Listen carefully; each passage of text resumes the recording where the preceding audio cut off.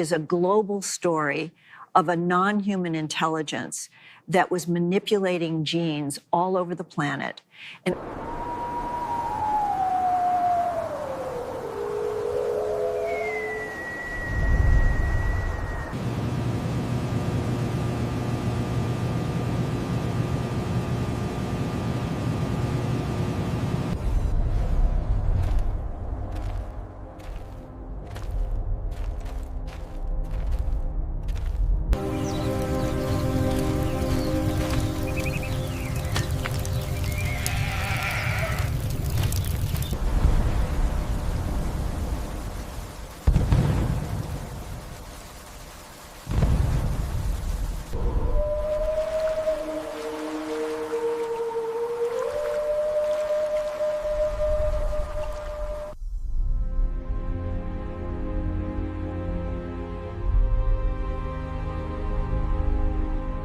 Zecharia Sitchin wrote a number of well-received books on the Anunnaki, which he believed were basically extraterrestrial entities from a planet called Nibiru, which he quite controversially believed actually exists in our solar system.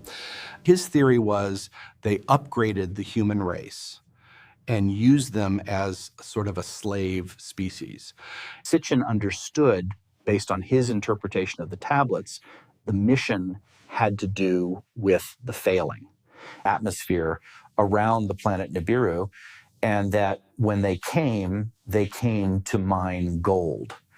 The Anunnaki had damaged their atmosphere, and by using gold, they found that they could patch these atmospheric holes. Becomes the story of our humanity. The Anunnaki literally came to Earth to mine the gold, and when realizing it was such a toil to do so, created us as a worker race.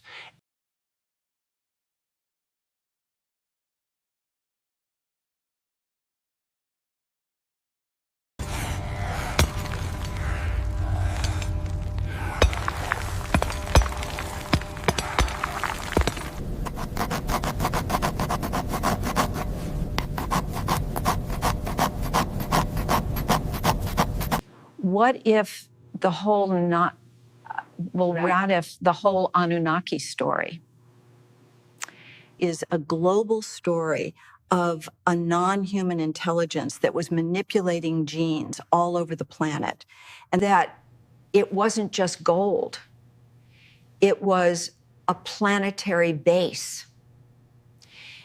The Anunnaki said that they came from the Nibiru, and they believe that Nibiru is a star, a gate, and a crossing place, opening up the possibility that the Anunnaki are actually traveling the stars through stargates and wormholes.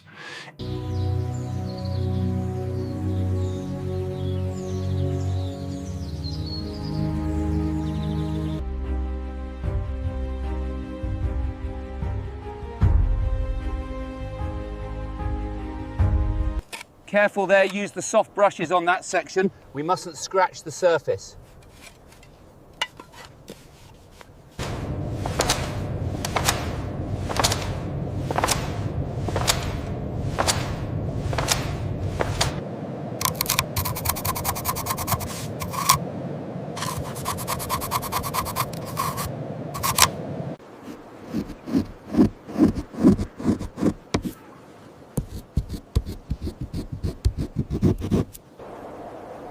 The gods intermingled with human beings.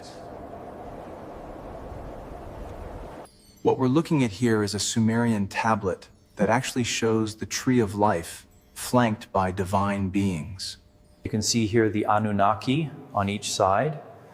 We also see the winged disc, a symbolic reference that the Anunnaki had the power of flight. They actually had necklaces with astronomical references. A moon, a star, various symbols, which even could be symbolized as a wristwatch, technology being used 6,000 years ago. The Anunnaki were giant beings standing 8 feet tall.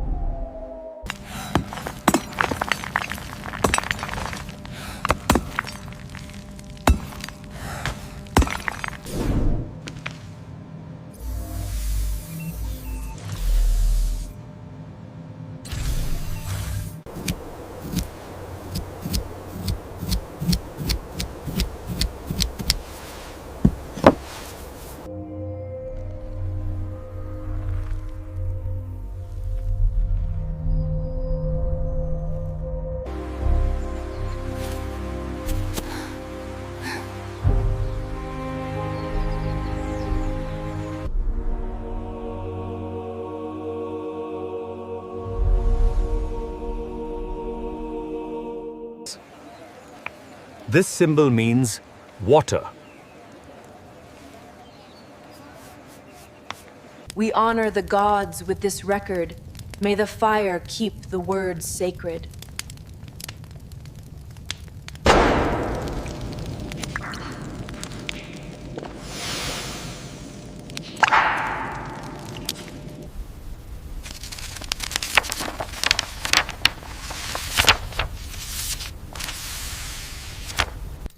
And so the great river was born from a single tear. To know the path, look to the moon.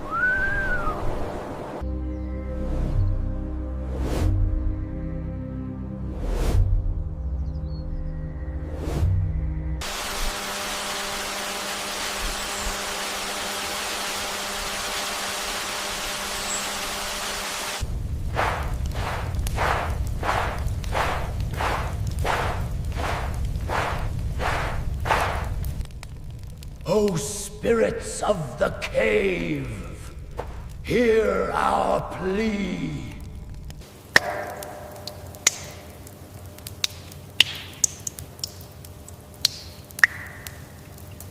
Where did it go? The sky spirits watched us.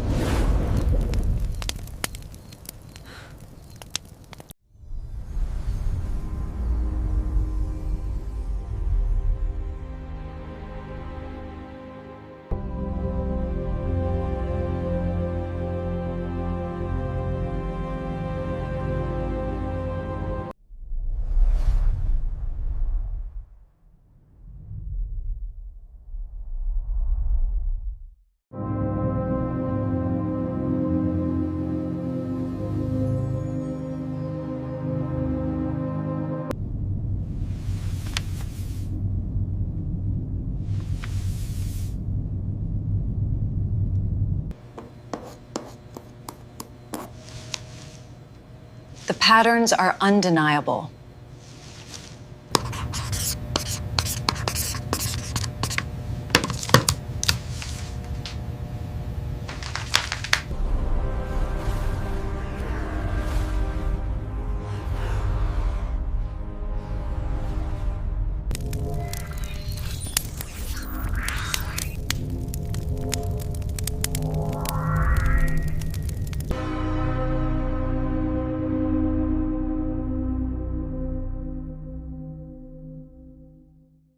In archaeology, human-animal hybrids are often referred to as therianthropes. This term originates from Greek, and therian means wild beast, and anthropos relates to human. Clearly, these aren't images from everyday life. Many scholars believe these unique cave figures reflect shamans' experiences in deep trance states. Turning from these altered states of consciousness, they would describe what they saw by drawing on ancient rock walls. A prominent example is the Birdman figure in Lascaux, reminiscent of Egyptian deities like Thoth, or sky gods in Sumerian legends, sometimes called the Anunnaki. The question is this merely coincidence? Or did prehistoric shamans encounter the same entities that early civilizations described as their deities? Many experts studying indigenous cultures find significant similarities. In trance or out-of-body experiences, people across many parts of the world describe encountering similar forms of beings. This leads some theories to suggest there might be a shared space that humans access in dreams, or shamanic states, and where there are entities, our ancestors considered ancient teachers. Interestingly, there was a major turning point in human behavior about 40,000 years ago, precisely when the first cave art appeared. This change is considered too sudden to be merely coincidental and may be linked to a powerful shift in consciousness. At Nineveh, Iraq, in 1849, archaeologists unearthed a massive archive of tens of thousands of clay tablets. Among them was the Epic of Enuma Elish, an ancient creation story detailing the god Marduk creating humans by mixing the blood of the god Kingu with clay. Some modern scholars view this as mythology, but ancient astronaut theorists suggest these stories might be based on memories of beings from the sky, known as the Anunnaki. In Sumerian, this word means those who descended from heaven. According to them, the Nineveh clay tablets describe in detail the sudden formation of an advanced civilization, as if knowledge was bestowed upon them from an alien intelligence. In this concept of therianthropy, these ancient teachers, and the sudden leap in human cognition all seem to point to something more profound than simple evolutionary coincidence.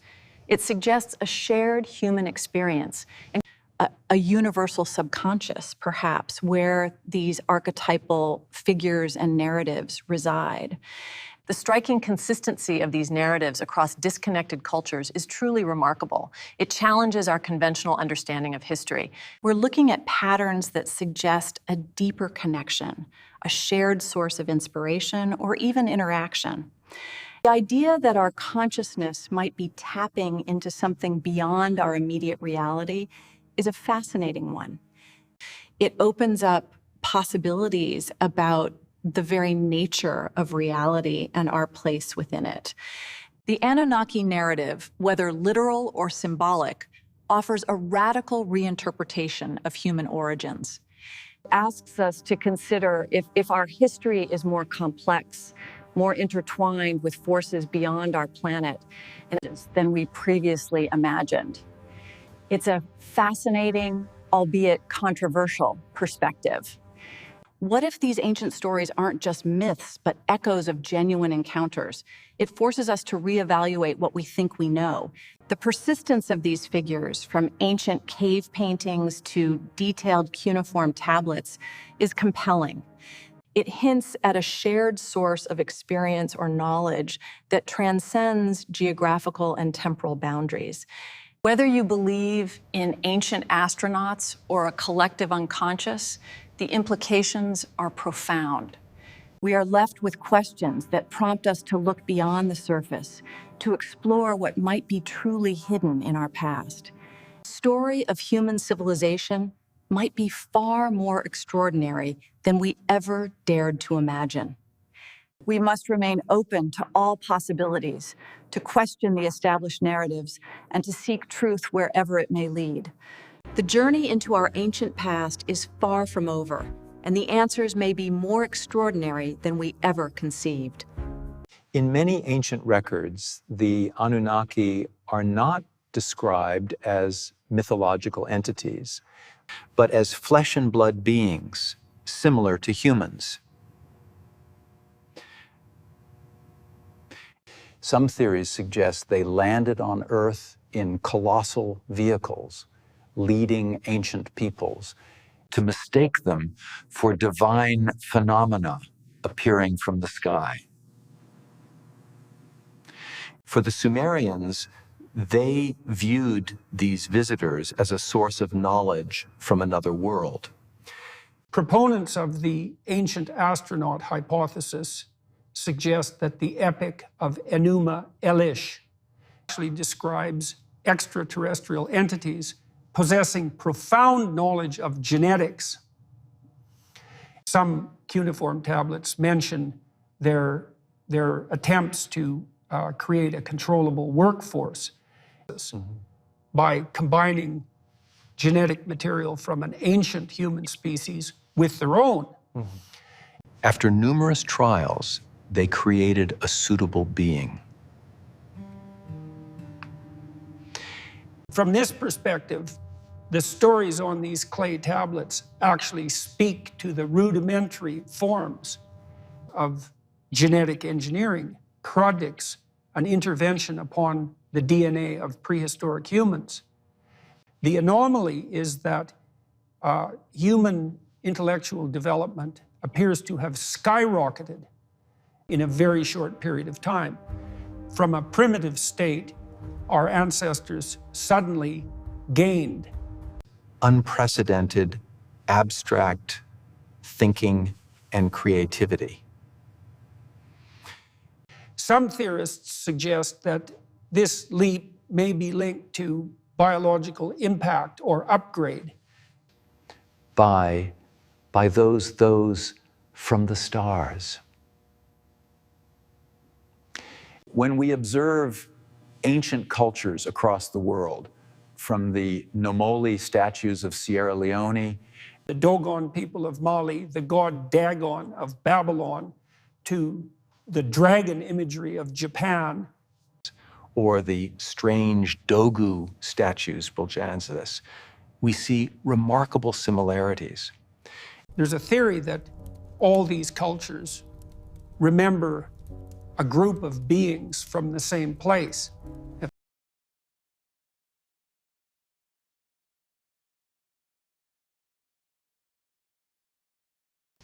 If these visitors from Sirius did come to Earth, they might have only stayed for a short time. To collect rare metals, biological materials, or participate in a temporary mission before leaving. Regarding physical evidence, some cite artifacts such as the chrome sphere inside a statue.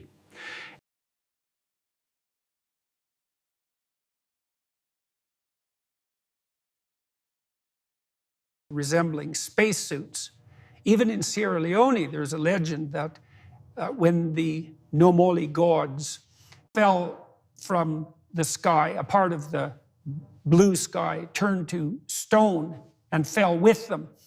Strange blue stones, called sky stones of Tefavt, are found near the statues. Initially, archaeologists thought they were just local rocks. But upon analysis, they had an inexplicable composition.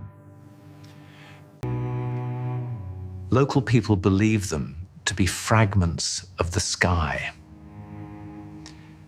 Other theories suggest they could be protective materials, heat shields, or the casing of an alien vehicle.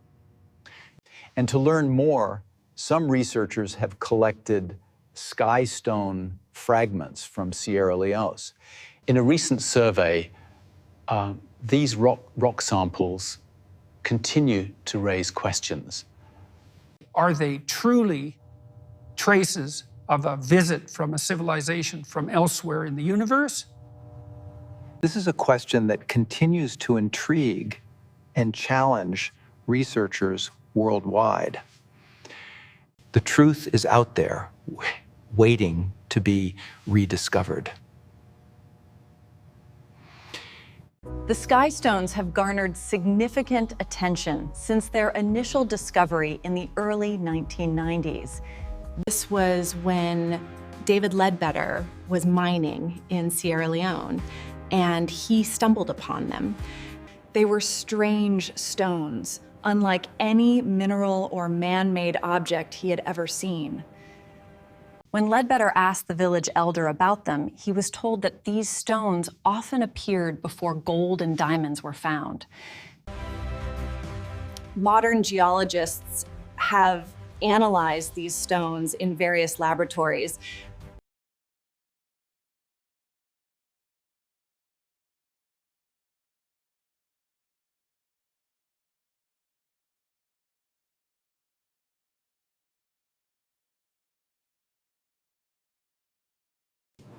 Now, let's travel to Pueblo Zuni, New Mexico. I work in it. Untraub, the Zuni tribe, has resided there for nearly 2,000 years. Their culture still holds much knowledge about the stars. And we're waiting what happened. The history of the Zuni people is carved into desert rocks, with stories passed down through generations, believing their ancestors and protectors were sky beings. Some of these rock carvings depict stars, possibly astronomical phenomena like supernovas, or perhaps even cosmic travelers with their vehicles. These carvings, estimated to be from around 1200 BCE, depict figures with eyes, head coverings, and details resembling noses or equipment. And a trophy for worlds, things the ancients observed and tried to recreate. Fictional experts in ancient history suggest that sometimes these carvings are just doodles. But in many other cases, they could be illustrations of beings from space, ancient astronauts who once visited. And if you visit Pueblo Zuni today, you can still hear the locals explain these petroglyphs in that very way. The sky stones have garnered significant attention since their initial discovery in the early 1990s. This was when David Ledbetter was mining in Sierra Leone, and he stumbled upon them. They were strange stones, unlike any mineral or man-made object he had ever seen. When Ledbetter asked the village elder about them, he was told that these stones often appeared before gold and diamonds were found. Modern geologists have analyzed these stones in various laboratories. However, there is no consensus regarding their origin.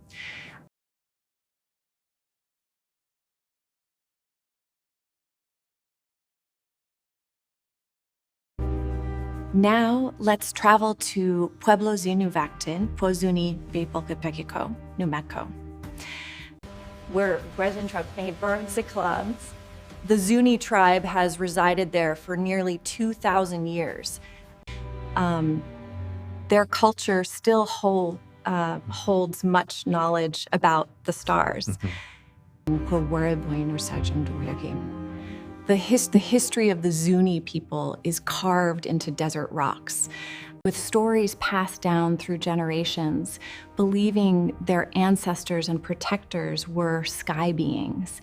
Some of these rock carvings depict stars, possibly astronomical phenomena like supernovas, and worlds, or perhaps even cosmic travelers with their vehicles. These carvings, estimated to be from around 1200 BCE, depict figures with eyes, head coverings, and details resembling noses or equipment. Like portions and as if mords, things the ancients observed and tried to recreate. Fictional experts in ancient history suggest that sometimes these carvings are just doodles. But in many other cases, they could be illustrations of beings from space, ancient astronauts who once visited. If you visit Pueblo Zuni today, you can still hear the locals explain these petroglyphs in that very way. The Zuni people also call these carvings spacemen. One figure shows 2 legs, a wide diamond-shaped torso, and a large head, completely different from modern humans. In Zuni culture, these beings are not ordinary UFOs, but rather keepers of the world above, meaning they come from space, and they still appear in their mythology and religious rituals to this day.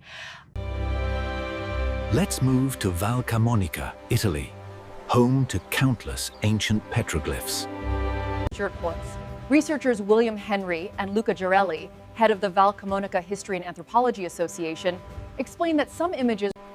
While many dismiss it as pareidolia, the details of the helmet and suit are strikingly clear in the morning light. A flower symbol called the communion rose could be a religious signal, an image of the movement of the stars, and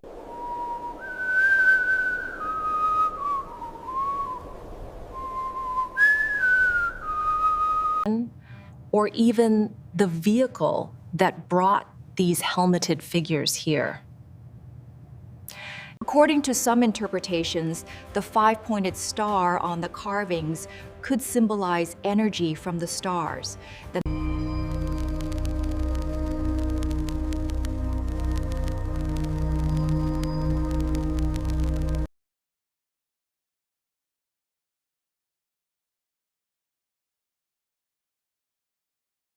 These petroglyphs are like an ancient news report, documenting the event of spacemen descending and meeting the communion people.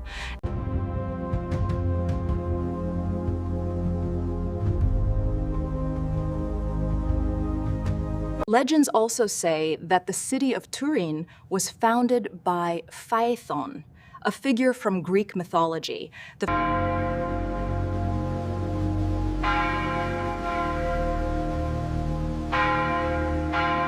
Son of the sun god Helios, who descended to Earth in a fiery chariot, possibly crashing on Mount Musine.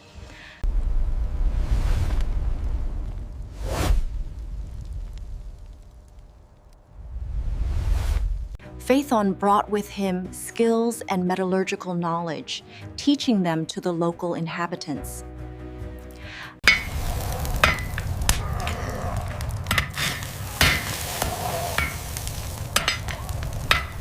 When we look back at these stories, they resemble ancient records of a UFO landing on a mountain from antiquity.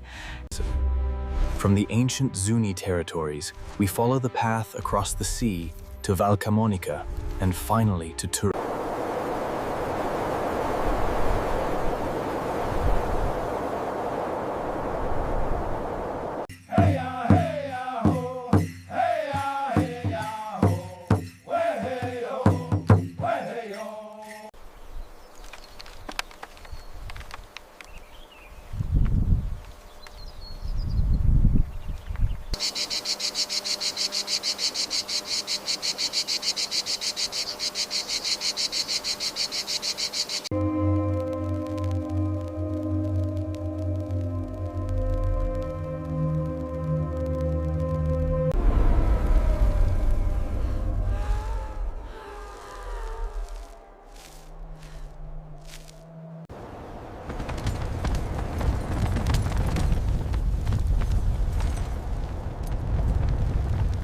Keep the rhythm steady like this. See the sparks. How do you know when it is ready? When the glow fades to this deep red, the shape will hold. The sky is falling. The gods are angry. And per spectacle and an axiclone, the Zuni people also call these carvings spacemen.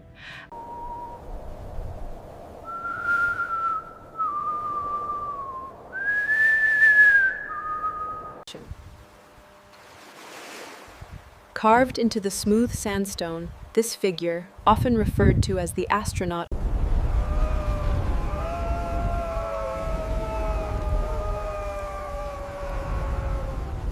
when we look back at these stories, they resemble ancient records of a UFO landing on a mountain from antiquity.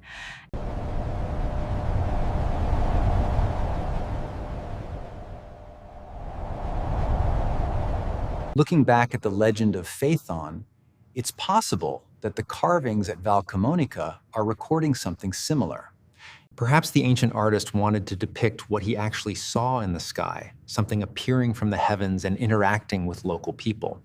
Moving to Mali, Northwest Africa, this remote valley is home to the Dogon people, descendants of nomadic tribes who settled around 1000 CE. Like the followers of Akhenaten, the Dogon had to leave Egypt due to religious oppression. They still maintain ancient Egyptian traditions and myths to this day. According to Dogon mythology, the sky god Amma created the first living creature, Nomon. Immediately after its creation, Nomo split into several parts, one of which rebelled against Amma. Amma destroyed that part and scattered its ashes across the world. The Dogon still hold festivals in remembrance of Nomo, featuring wooden masks crafted centuries ago. These masks recount ancestral stories, passing knowledge from one generation to the next. Some researchers find striking similarities between Dogon legends and Pharaoh Akhenaten. Both speak of beings from the sky, and both Nomo and Akhenaten had elongated heads. Is this a coincidence, or is it based on real events? Another mystery is that the Dogon say the god Amma came from a specific star in the Sirius constellation, where the ancient Egyptians believed the god Osiris was born. This star is now called Sirius B, and the Dogon call it Potolo. What's puzzling is that this star is too far from Earth to be seen with the naked eye. And what they knew about it centuries ago. Is this a coincidence, or is it based on real events? Looking back at the legend of Phaethon, it's possible that the carvings at Valcamonica are recording something similar. Perhaps the ancient artist wanted to depict what he actually saw in the sky, something appearing from the heavens and interacting with local people. Moving to Mali, Northwest Africa, this remote valley is home to the Dogon people, descendants of nomadic tribes who settled around 1000 CE. Like the followers of Akhenaten, the Dogon had to leave Egypt due to religious oppression. They still maintain ancient Egyptian traditions and myths to this day. According to Dogon mythology, the sky god Amma created the first living creature, Nomo. Immediately after its creation, Nomo split into several parts, one of which rebelled against Amma.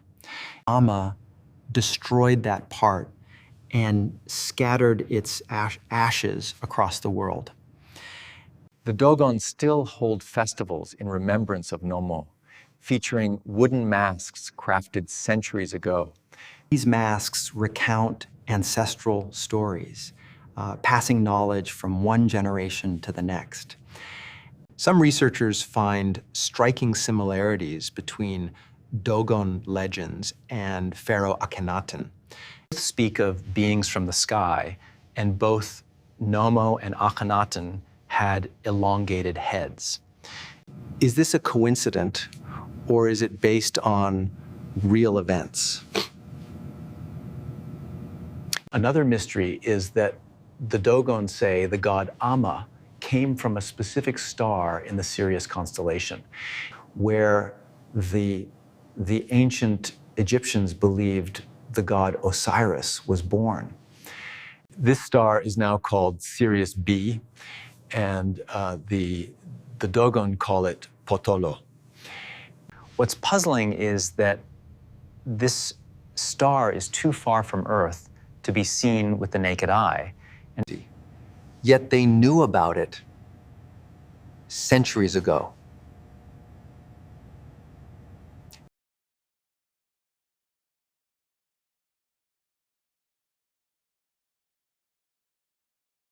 Sirius is the second closest star to our solar system, approximately 8 light-years away.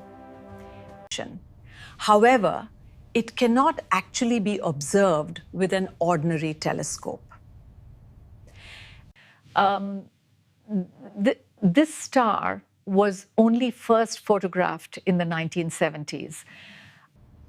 Modern science has confirmed that Sirius B actually exists. But what's truly strange is that the Dogon people knew this long before modern science proved it.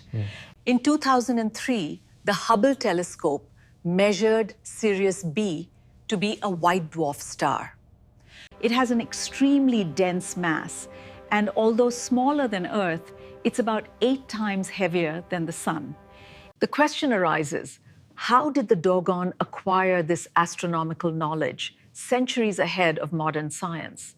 The question is, how was this story passed down through generations?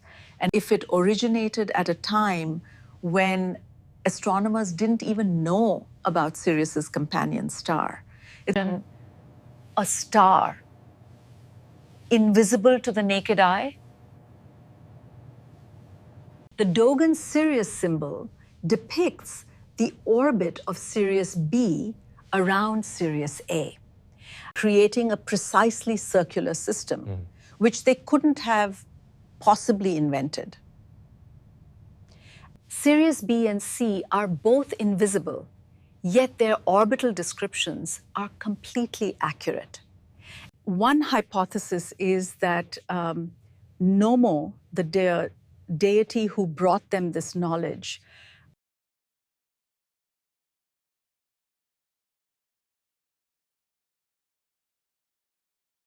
this enduring mystery challenges our understanding of ancient civilizations and their connection to the cosmos.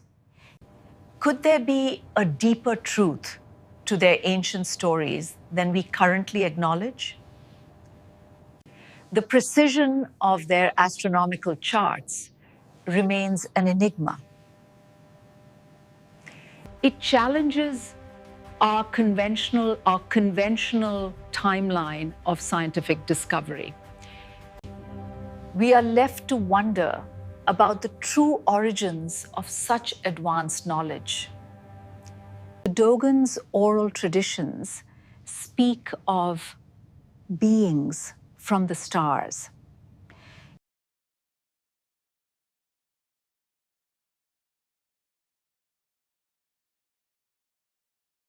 These beings are said to have descended from the sky, bringing knowledge and civilization.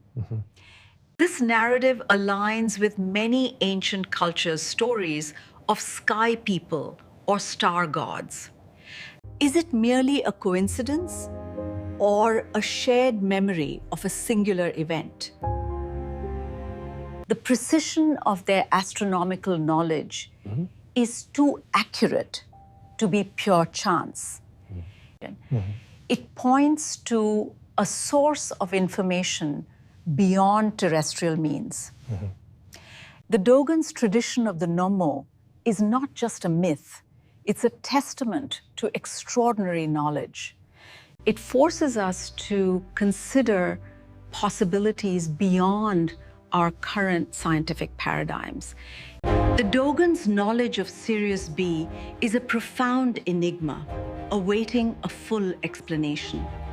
It challenges us to look beyond conventional explanations. The idea of extraterrestrial intervention, while speculative, gains traction in light of such evidence. The implications are profound, suggesting a re-evaluation of human history. The Dogon's knowledge of Sirius B stands as a testament to the mysteries that still surround us. It invites us to keep an open mind to the unexpected. The universe holds secrets we are only just beginning to comprehend. And the Dogon may hold a key to unlocking some of them.